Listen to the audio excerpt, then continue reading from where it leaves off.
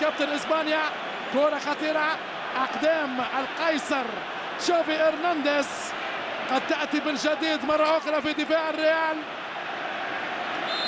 كرة الدلال وكرة الجمال، وتشافي سدد كرة مرتدة لدانيال ألفيس، والفيس السدد جول. لا لا لا، غير معقول، مش مقبول. كرة هدف الموسم، هدف الموسم، كرة برازيلية قادمة من ساو باولو، قادمة من كوبا كابانا، قادمة من ريو جانيرو، تخترق كل الدفاع المدريدي. كرة في التسعين، يا سلام يا سلام على أجمل أقدام. شنو هذا؟ ما هذا؟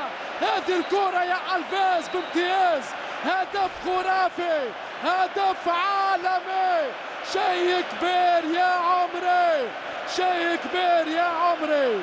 شوف الكرة، هات الصورة، هي أجمل كرة في المعمورة.